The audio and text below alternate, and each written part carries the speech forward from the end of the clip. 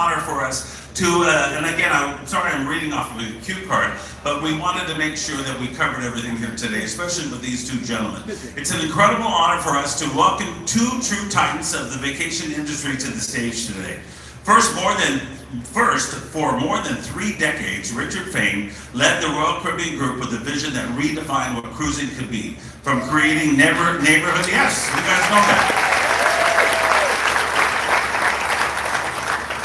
From creating neighborhoods at sea to launching the world's largest and the most innovative ships. But perhaps more than any single innovation, it's his belief in people, our crew, our shoreside teams, our guests, our travel partners, and more, that will always stay with me. He's always said that every single time he's ever spoken on the microphone. And joining Richard today is the CEO of Royal Caribbean Group, Jason Liberty. Jason took the helm almost 4 years experience. So, yes, get a nice round of applause for that as well. Two legendary people are about to come up onto the stage, so they deserve a legendary round of applause. Will you please help me welcome Mr. Richard Fain and Mr. Jason Liberty.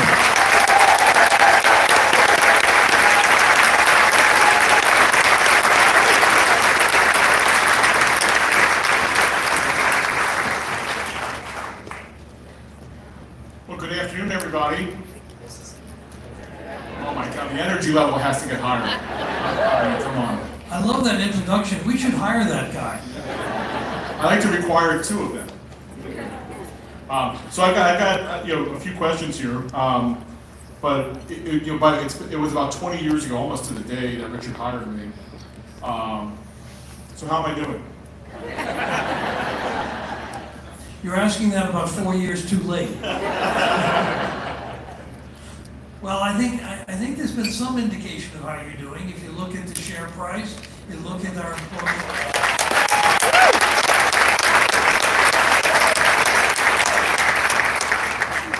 You look at our employee satisfaction scores.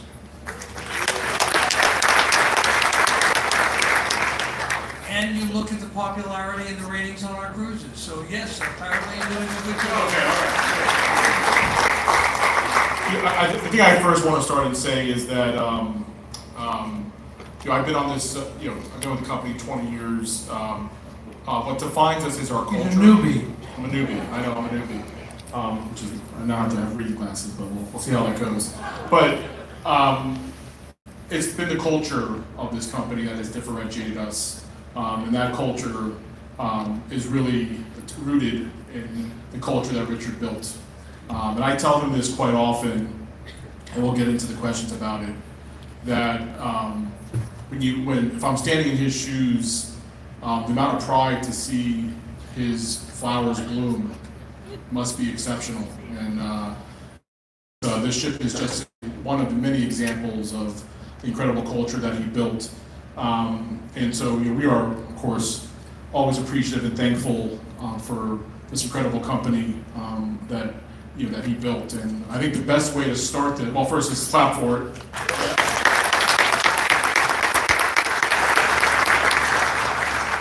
So you're in the seat for 33 years, and then he was also on the board of Royal Caribbean before it went public. There was a shareholder board even before that. So you came here in 1988, which is a little while ago.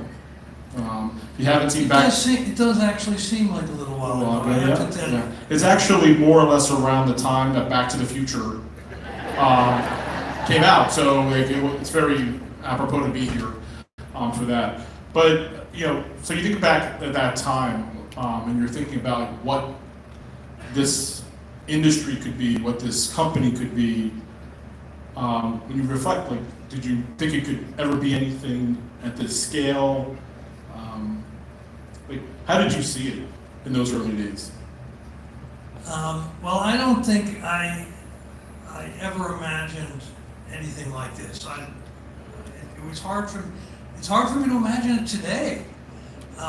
It's so different than what we expected. But I think the one thing though that hasn't changed was from the very beginning, and this actually goes back long before me to the formation of Royal Caribbean, was really to be a cut above. more than just a cruise line, but to be part of the vacation market. And that has developed in an amazing way. Well, I think when I joined in 2005, you could see what was about. I think was about to really come to be for the Royal Caribbean brand and Celebrity, which is what we owned at the time. The Oasis class and other things were being designed, and of course that launched so many things, great things here like Icon. But when you think about transformation, right? Companies are always transforming, industries are transforming over time, and when you look in terms of just kind of key lessons through transformation, whether they're good times or bad times, what are some of your key lessons that you've learned in those good and bad moments and hard moments? Well, obviously that is sort of, first of all, that's something you know as well as anybody else because you've been through all I'm of asking for everybody. But I think the two things I guess I would mention in that is the one that's always there, was there when I came, and today when I look at it is still the greatest source of inspiration and pride for me, and that's the people. It's the people, it's the people, it's the people, and Royal Caribbean has always attracted, promoted, and dealt with the best. And that has never left, and I think that is still the dominant importance in our success. The other thing was, we've always been clear about who we are and where we're going. And I think in business today, I personally believe in business today, there's too much of an impetus, in fact, I think a little too much in society, of next week, next month, next year. And in point of fact, almost anything we do, particularly in this business, and that applies to us as the company, that applies to our employees, it also applies to our travel advisors and our suppliers, is nothing we do today will make a difference today. Probably not much of impact. Even you can't make much impact on next year, but 5 years from now. And to do that, you have to be constantly thinking of that rather than the short-term prospects. I think probably if I were looking back and trying to think about it, I would focus on those two items. That's great, and I think when you think about further out, and you can take a ship like this, which of course is our latest and greatest. You see incredible innovations. You see Central Park. You see the Aquadome. You see that the ship is running on LNG. You see that has a fuel bill that's similar to a ship built 20 years ago in absolute dollars. When you think about innovation, what would you say when you look at all that's been done was the toughest breakthrough to get across or to accomplish? These were supposed to be easier questions. This is the trouble. You retire and these new people come and they just do things totally differently. So, I can ask you where you bought the shirt. So that's I could ask you where you bought that shirt, but all right.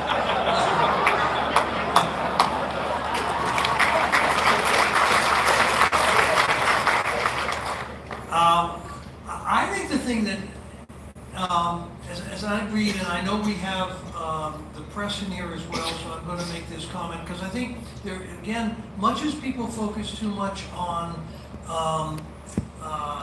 the short term, I think sometimes people focus too much on the sexy stuff.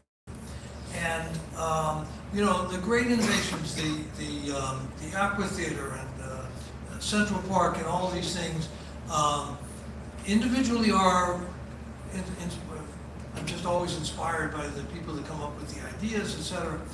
But if I really look at it, I think if you look back and you think through the various series of ships and their successes, I think it hasn't been that there's been a rock climbing wall. By the way, the rock climbing wall's been terrific. But it wasn't that there was a rock climbing wall, it was that it all fit together as a cohesive whole. And I think the thing that probably reflects the success more than anything else is the fact that it all works it isn't just a thing. It's easy to get around, it's logical, it feels like it ought to be there, it feels natural. I think it takes the hardest work in the world to look like you're not working. That's great. That's great. And you know, having been in this seat now for a little while, and of course, you know, I was Richard's right hand for decades.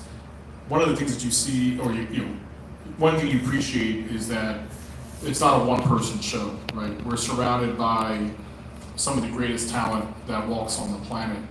And that talent is not just because they're talented, but they're also super passionate people as well. So I wanted to ask you, you know, obviously lots of ideas get thrown at you in this job. A lot of ideas have gotten thrown at you over the years.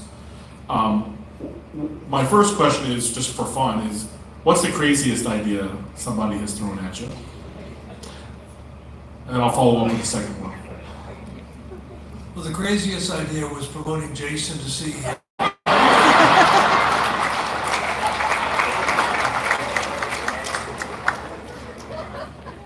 But eventually I accepted it reluctantly, but okay.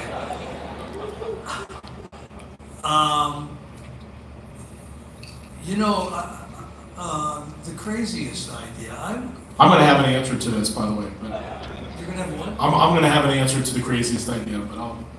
Okay. So I actually think that so many of the ideas that came up with seemed crazy at first.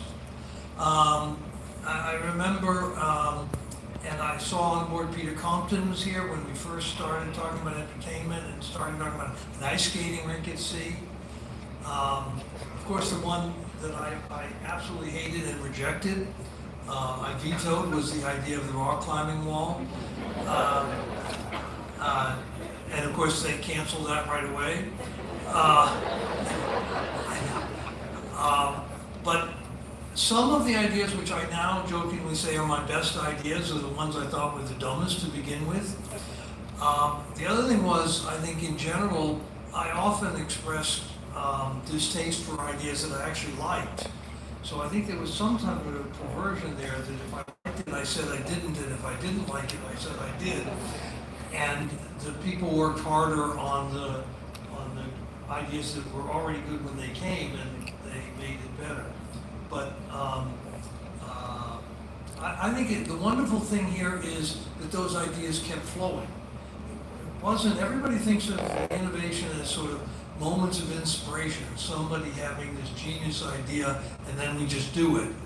And most of the ideas that have been so successful have been, they had a good idea, but they made it spectacular. Why don't you tell them about the blimp? What blimp?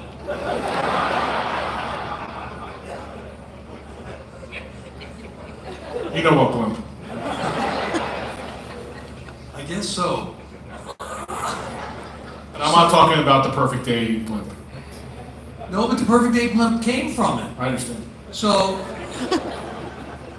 on Oasis of the Seas, I thought we weren't supposed to do this. Has our legal department approved this? So when Oasis I of... did. You did. Actually, I get free reign now, so if he approves, I can say it. So yes, the blimp was, when we were building Oasis of the Seas, we were looking at all the various ideas, and a lot of them were weird. Ice skating rinks, Central Park, Royal Promenades, etc. And the idea came of having a blimp that would rise 500 feet off the ship and be tethered to the vessel, and you can go and get a beautiful view. And Sounds great. what could possibly go wrong?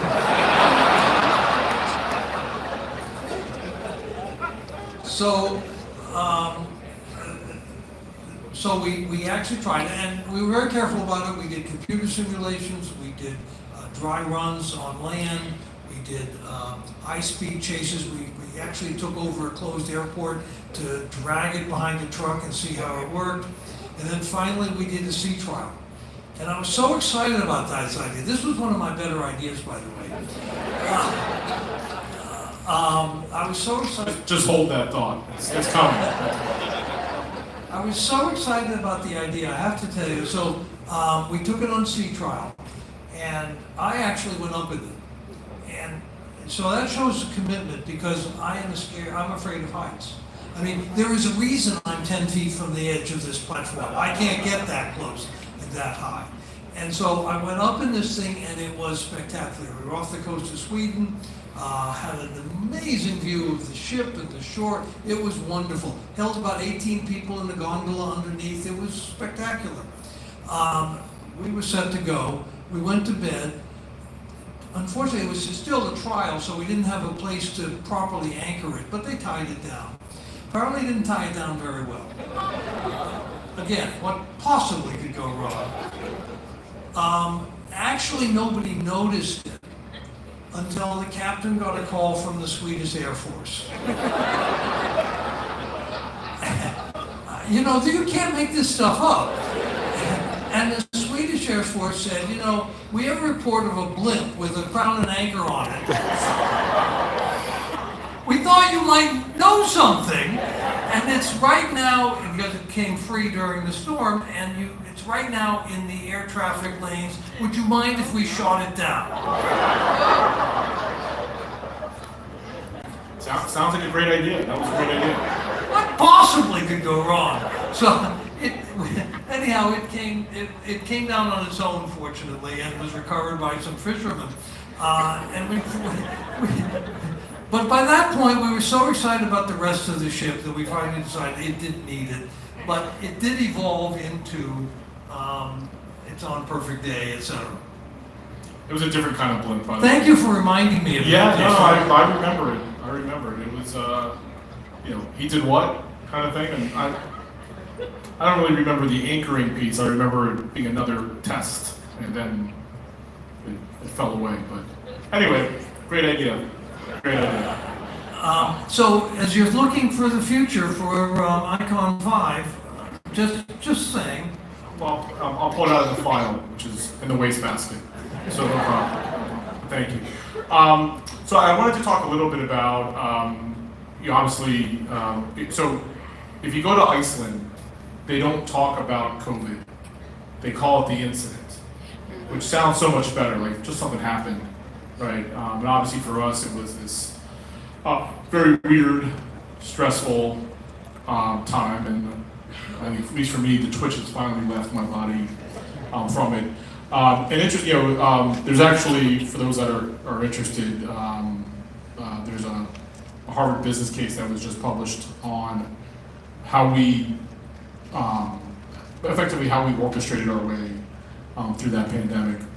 And I thought it would be maybe good, you know, obviously when you reflect back on it, and I realize it's painful when we reflect back on it, but what do you think were some of the, you know, 2 or 3 key moves that we made, or decisions that we made during that period of time that really resulted in us coming out of it so strong? Thank you for raising all these wonderful memories. I've got more of them. Unfortunately, that's probably true. So COVID for everybody was pretty terrible. And as I'm looking around the audience, I know that a lot of you suffered as we did. So there were an awful lot of bad memories. I think, first of all, again, I love it that you're asking me. There wasn't a decision that we took that we didn't do together, and we were speaking 6 times a day. So I think, though you're wondering which ones I will mention, and some of them I may feel that turnabout is fair play, and I will point out some of the ones that were embarrassing for you. Although you're still in the job, I'm not retired, so it doesn't matter.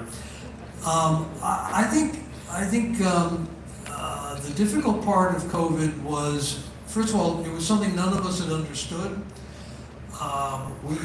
We had talked like any other prudent business company. We had thought about what's our downside risk of doing this, that, and the other thing. And the worst event in our history was 9/11, and it was really devastating to the tourism industry, and our revenues dropped 10%. And so that's sort of our benchmark for, it's hard to imagine something worse than losing 10% of your revenue. And our revenue was running about $1 billion a month, so that was sort of $100 million a month kind of cost. But it turns out $1 billion a month, if it's not 10%, it's 100%. That's more difficult. So I think we had a couple of things. I think probably the most traumatic part of COVID for me was the difficulty of repatriating the crew. The rules that the CDC put in place and the rules that other countries put in place meant that we had people essentially trapped on this ship and treated as super carriers when they hadn't seen land or anybody remotely affected for weeks and months. These were the few people on Earth who couldn't be infected, and yet they were not allowed to, not only not allowed to leave the ship, but for most of the period were not allowed to do even much socializing. So I think the trauma for them and our sense of responsibility, 40,000 crew members who were stuck through no fault of their own, was probably one of the more traumatic parts of it, for me at least. And I know for you and I know for others. In terms of getting through, when you talk about the Harvard Business Study, I think the most important thing that we did that proved successful was constantly saying, our problem isn't next week. We're going to get through next week. Our problem isn't next month. We're going to get through next month. Our problem isn't even next year. We're going to get through next year. The problem is, what are we going to look like when we come out of this? And if we do what we do to make sure we come through it, are we going to come through it whole or crippled? And constantly saying that's our North Star, that's what we're looking for. And that impacted a lot of decisions we made. It meant that we need to be deliberate about deciding what to cut and what not to cut. It also, big one, a huge one, of course, was the finance. Literally losing $1 billion of revenue a month when your liquidity to start was $1.2 billion is kind of scary. And the quick solution was issuing equity, and we made the decision, no, we won't do that. It would have been easier, but we made the decision to focus on what we would look like coming out. So I think it was maintained, and then it was all the other things that we did. We did invest in having systems that would work at the end of it. We did invest in working with our travel agent partners to help some of them. We did invest in providing some support to our employees.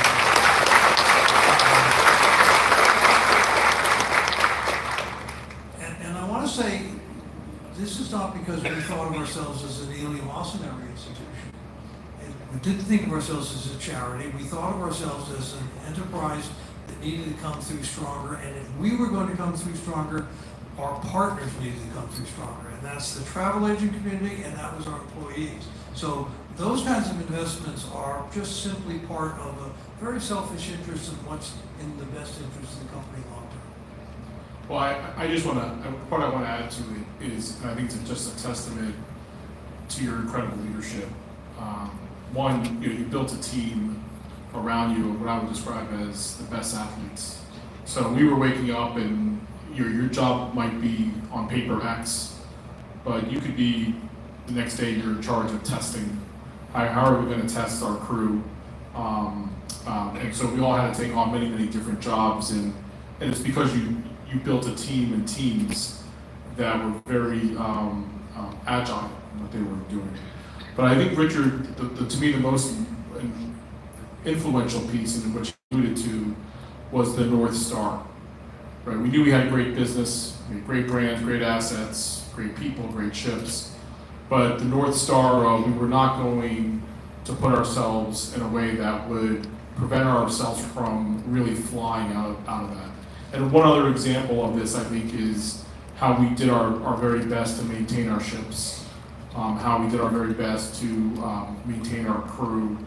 And I think that I will tell you, in the heart of the $13 billion that we had to raise to survive it, having conversations of we're going to go loan money to key stakeholders, and of course our travel partners, internally was not actually a hard decision for us, because we said to ourselves, what kind of business would we have if our partners weren't with us on the other side of this?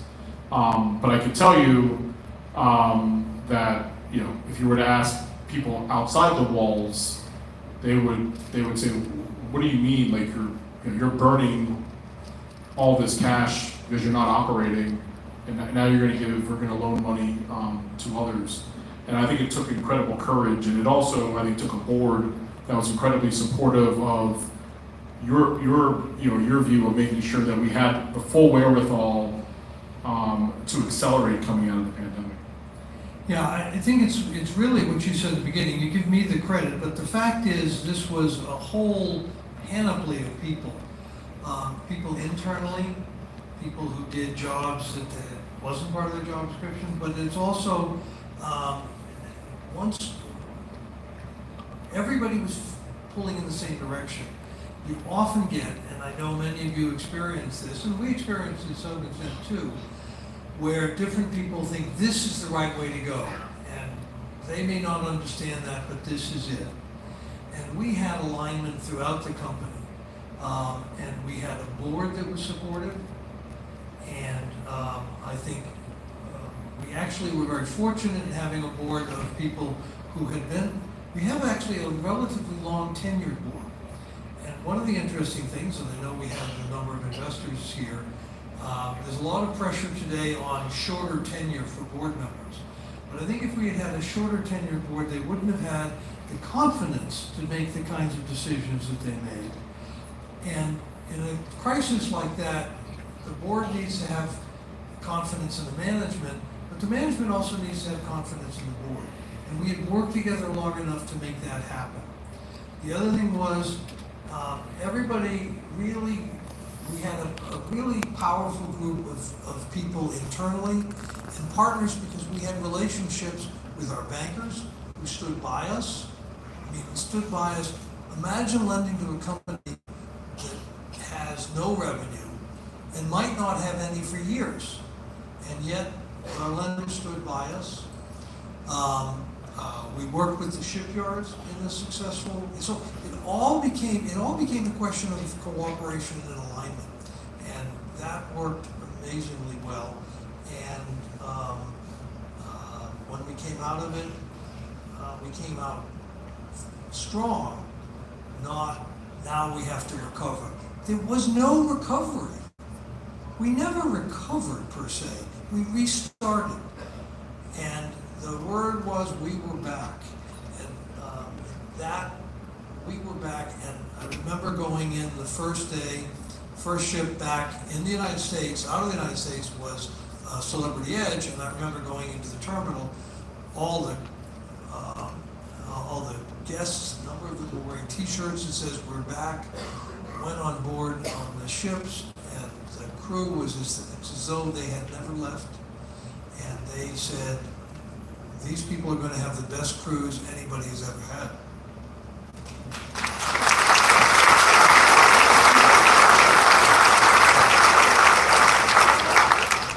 So let's talk about naming ceremonies for a second. Has everybody here been to one of our naming ceremonies? Yeah, a lot of people, yeah, great.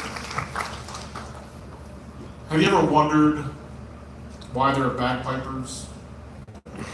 Because you go to other naming ceremonies, there's no bagpipers. I've always wondered, I even, his amazing wife, Colleen, I wonder if he, when he walks out of the bedroom in the morning, are there bagpipers? Because you show up at random events, and there's bagpipers. And when we're planning naming ceremonies, it's always, don't forget about the bagpipers. People are like, some kind of roll their eyes a little bit. But it's an incredible tradition of ours, the bagpipers. And hopefully one day we don't see you in a kilt, so that would be, nobody wants to see that, I know. Maybe just talk a little bit about your passion for the bagpipers. Isn't it everybody's passion? Yeah, I mean, why wouldn't you have bagpipers? Let me ask you something. If you could have bagpipers at every party you put on, wouldn't you do it? I mean, bagpipers are one of the best, most evocative, most inspirational sounds there can be. Why wouldn't you have bagpipers? I do have to admit, I appreciate the fact that you've carried on the tradition. It's a great tradition. absolutely. Well, I'm a big fan of traditions, but you actually did not answer the question. All right, I'm retired. a Jewish boy who grew up in the Northeast. If you could just explain your passion for why did you bring bagpipers into this? You're not from Charlotte. I actually am stumped. I mean, they are wonderful. They sound good. Passion is what matters. If you're not passionate about something, what the hell are you doing? And so what brings out the passion of bagpipers? So this is actually a very common answer that we've gotten over the years on different things. It's just because, right? It works with my kids. What's wrong with you? That's a good point. That's a good point. Look, you've obviously you've experienced and you've seen so much in this industry. Maybe just take a few minutes and talk a little bit about when you look at the future of vacations, when you look at the future of cruising, what do you see?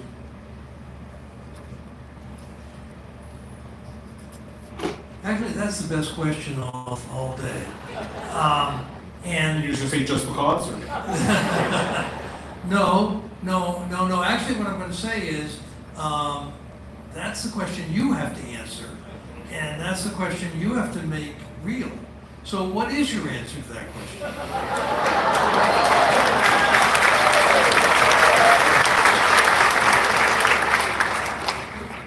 Well, it is what it is. He's learned well. Yeah. Well, I actually think that the answer is the answer to what we have just been ultimately focused on for decades, which is there's an ever evolving experience, and I mean ultimately we have to continue to design vacation experiences that create incredible memories, and essentially people walk away with stories. And so sometimes that could be the culinary experience you're having on the ship, or it could be the culinary experience in the kitchen of somebody who lives in Kusadasi, Turkey. We have to continue to evolve the vacation experience in a way that makes those moments. The time of city tours, I think, is of the past. The time of experience building with your friends and family is where we are today, and I think where we're going to be tomorrow. And that's going to result in our ships continuing to evolve. It does result in us getting to other forms of vacation experiences, which you've hopefully have seen with River, which comes in 2027. So we're excited about that. And then of course, certainly continuing to build out our incredible destination platform. But the answer is you can no longer just get by with a basic kind of check the box city tour. Vacation experiences have to be something that you effectively want to brag about on social media with your friends and family, and are things that will be things that you'll build legacies for a lifetime. And so I think that's. I think that's a great answer. And of course, the Royal Caribbean will be in outer space, right? I mean, has to be, right? At some point in time? No? Investors? No? Yes? Okay, great. But I look forward to cheering you on that mission, and I look forward to you making our industry, and by our industry, I don't mean the cruise industry, I mean the vacation industry. I look forward to you leading it, that move, and the next phase of that process. Right, I appreciate that. So we have a little bit of some time here. We thought we would open it up to the audience to ask Richard any question that you want. And you can try to ask him about bagpipers. Maybe he'll answer your question on that. We have some mics around the table, and very happy and open to answer any questions that anybody has. Michael, sit down. Just raise your hand, don't be shy. We can also always remember, you don't have to have a question, you can say, thank you for inviting me onto this cruise. And had a wonderful time, things like that, you can do that. But we have our Good first afternoon. Oh, Hi, thank you for taking my question. My name is Katie Madison, through Travel headquartered in Pittsburgh, Pennsylvania. My question for y'all is, can you speak a little bit more about the new smaller ship size? Obviously, we're on the biggest cruise ship in the world, and it's incredible, but I have clients that would love this experience but can't handle the size of the ship. And I know that's on your radar for a future ship build. Can you speak more about that, please? Project Discovery.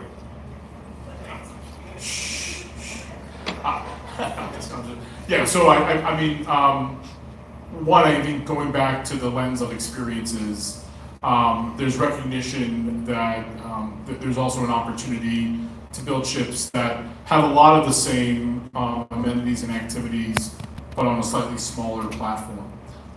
And so that is very much in the dream engine. More to come, hopefully relatively soon. But yeah, as we kind of expand, it's not just about large ships, it's about all different sizes of ships. In reality, how we start these conversations or the dreaming is really about the experiences that we want to bring to life, the destinations that we want to go to, and that really kind of informs like what the ship is going to look like and feel like, and then we calculate what the size is going to be. And of course, to get to certain destinations around the world, you need to be on a smaller platform. And of course, not to forget that our Celebrity brand has a much smaller platform of ships in terms of size, and of course, Silver Sea even smaller, as those ships on the ocean side are around 600 passengers, and the expedition ships are anywhere between 100 and 240 passengers. So our goal is to ultimately, in each one of these segments, deliver the absolute best vacation experience. And I would just add, I think it's important to remember, at the same time that we were designing this vessel, which as you point out is not one of the smaller ships around, we literally at the same time, our new building team was also building the Celebrity Flora with 50 cabins, Silver Origin with 100 guests, the Silver Nova with 600 passengers and 600 guests. So one of the things that I always appreciated was it wasn't a team, a management team, and it wasn't a group of people who were fixated on large or small or this. It was a team that could bring magic to what they did, a team that could make things happen, whether it was large or small, and make it special, whatever size it was. And I've always, this vessel tends, the larger ship tends to get the publicity, but I think it is the flexibility. And now you're hearing some of the other things that Jason is talking about. That was one of the things that always gave me pride. Okay, we're going to go in the very back here. I'm going to come to you in a second, sir. Go ahead. Hi, my name is Peter. I worked on Silver Sea when you guys did repatriate crew members, so I lived on the ship. We were quarantined for 9 days in Brazil, so I had that experience. The Royal Caribbean did an amazing job bringing everyone back. But now that you're also doing river cruises, with more brands coming in with river cruises, are you ever going to have one loyalty program where no matter which one you sail on, you build points into one program? So we actually have that today. About 6 months ago, our teams created to have full reciprocity across our loyalty platform. And as you know, the key point of this is that we ultimately want to keep our guests inside of our ecosystem. Our guests are looking for different experiences at different times. They have different moments that they're celebrating, and they also graduate in life as they're, maybe kids and grandkids and so forth. And so we want to make sure that, as we always have, that we recognize our guests to the fullest across our brands. And there's more to come on the loyalty side as we look to continue to invest and enrich it to ultimately make sure that we keep our guests inside of our ecosystem. Owen Corey from Dublin in Ireland. Thank you very much for the opportunity to see this amazing ship. I've watched over years movement to try and create the footprint or the market penetration of cruise in markets outside of North America, in Europe, in Asia, moving ships there. Since the incident, as you called it, we've seen a greater concentration of cruise back in Miami. What is the dynamic behind that, and what do you see happening with the cruise market outside of North America? Yeah, one, I think that coming out of the incident, the consumer became a little bit more regionalized or even localized. That consumer is beginning to thaw out more and more, which is why you're seeing more deployment activity. You go into markets like Europe, Asia, and so forth. So I think you'll see a gradual shift on sourcing. You'll see gradual shift on our deployment here over the coming years, because it's not just about we're not making decisions based off of what we want. We're making those decisions based off of what our guests are telling us they want and where they want to go and what they're dreaming of doing, and so making sure that we match that. So there's great demand now coming from Europe again for cruise. They're traveling around the world. The U.S. I guess we're improving our relationship with the world. So there's a little bit of inbound softness from Europe and Canada and a few other places. But I think we believe that we go to 1,000 different destinations today, and that's all really based off of where our guests want to go. And I think you'll see us continue to expand that deployment. We're going to go over here. Yeah. Hi, Eric Bowman from Travel Pulse. As you talk about legacy and leadership, I just want to know what tips would you have for everyone in the audience that does lead a team and how they can improve on being a better leader?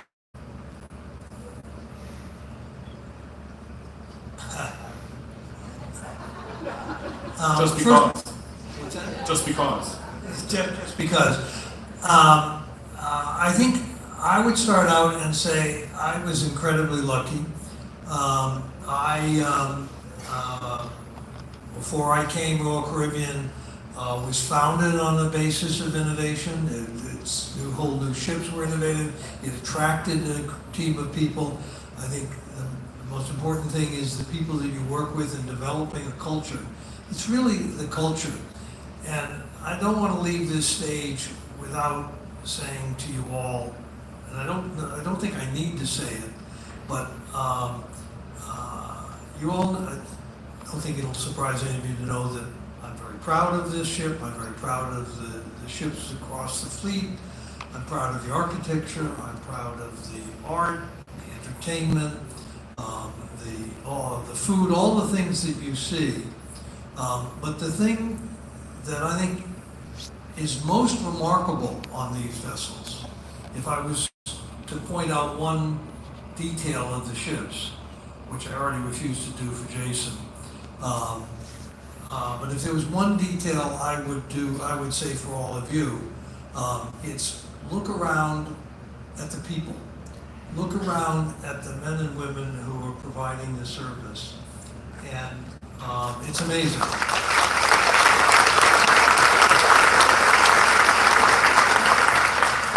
I am in awe, and it is the people and it is the culture that those people drive and that drives those people.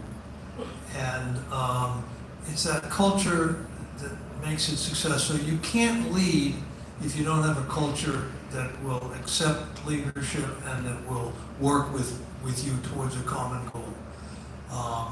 And I think establishing that goal, that North Star, and being fortunate enough to be surrounded by the caliber of people that we have, that we've been fortunate to have, is a blessing. And all I can say is good luck. All right. Actually, as I told you, I've been with the business 40 years. It's been 31 years at sea, and I've been about the last 9 years in the office. But I heard that speech so many times. I heard him talking about how wonderful the crew is, and you don't know how much every crew member on board totally appreciates what Richard has always said. And also for everybody in the Miami office and all across our company. So it's been wonderful all these years. We've got a question over here. A couple more questions, and we're going to need to wrap up. Go ahead, sir. But wait, I didn't realize they asked you the question. Oh, sorry. My name's Jared Daly, Love Land and Sea Travel. With Royal Caribbean and cruising growing so rapidly, how or what is your plan and vision for your cruise ports around the world stay just as excited as we are as cruisers to travel to their homes? Yeah, well, certainly there are locations that there's a lot of concentration of vacation activity that's going on. And some of that is, it's easy to point to cruise because the ships kind of come in, but there's a lot of vacation experiences, Airbnbs of the world and so forth, that are creating a lot of concentration. I think what we have to do in the ports, which we are doing in the ports, is continuing to diversify where the ships go, and also enhancing the experience of what happens there. Again, going back to, you can't get away anymore with putting the guests on a bus and then just driving them around the city. We need to curate incredible moments and experiences that they can walk away with a great story. And so that also helps, I think, on this journey. And so you'll see us in which we do. I think we have well over 100 different port projects around the world that we're developing. Obviously on the destination side, we've got more perfect days. We've got World Beach Clubs coming up, and that's also enhancing the experience for our guests, and that's resulting in, of course, them repeating with us. So thank you. Okay, I think we've got somebody way back there, do we, in the balcony? No? Okay, then we're going to go right over here. Hi guys, my name is Austin from Cruise Weekly Australia. I just wanted to pick up a little bit on what that gentleman asked. I think it's well known how difficult a place Australia is, the cruise industry. Are there other, we're also seeing cruises in France and in Greece and other places around the world. Are there some destinations where it's becoming too hard a business case to have cruising? I don't think so. I think that whether it's us as a company or us as an industry, I think we're working really well with the communities. We're trying to be really good listeners, and we're trying to create solutions, not just for ourselves, but for travel overall.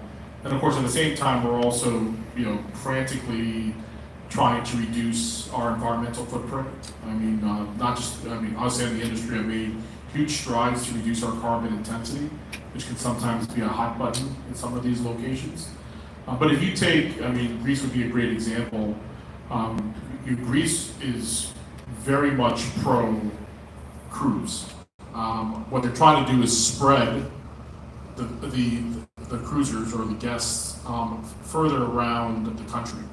And we're working with them to help them do that. And some of that is creating more ports. Some of that is being able to bring the incredible culture to life in some of these other ports. And also marketing it effectively, because especially if you grew up here in the States, you've seen lots of TV shows, a lot of dating TV shows from Mykonos and Santorini, and so you dream like, I want to go to some incredible beach party. And Greece has a lot of other stories to tell, and I think that's what we're trying to do, is work with the different countries who really need more travel and tourism. They just want to spread it out, and that's what I kind of meant by the diversification of that. And at the same time, helping us find solutions like shore power and so forth to minimize our footprint. Okay, I think that was our final question, because I know people might have other questions, but we do have to wrap it up. A lot of great things going on. I think there's food being served somewhere. So I just, you know, I can tell you, I've known Richard a very long time, and I'm not sure if Michael is here. I know, oh, there he is. There's a few things I want to say. The people comment is not ever to be taken lightly, to your leadership question. You know, when you're surrounded by the very best talent, it makes leadership a lot easier. You know, we have, you know, the best cruise operator on the planet in Michael. We have great and you know, he's got an incredible team. You know, I've got the best CFO in the world, and we have great, I mean, our brand presidents, and you know, we're surrounded by the very best talent in the world. But what Michael and I can tell you, because you know, we've been on our executive committee forever. This guy here is full of stories. If he could just catch you for a moment, he will tell you a story. And some of those stories you've heard a lot. Like Michael and I've heard a lot of these stories. And also, you know, he just has an incredible set of knowledge around so many different things. But you know, Richard, I did want to ask. I mean, you are full of all these stories, and they're great stories on so many different topics. Have you ever thought about like writing a book? Well, what an interesting idea.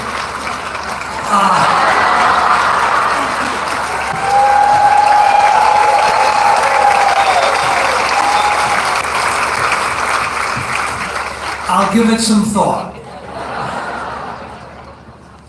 Thank you, Jason. Thank you so much. Thank you, all of you, and thank you to the crew of this amazing ship. Thank you all. Ladies and gentlemen, one more time, the incredible Richard Fain and Jason Liberty, two titans of the industry.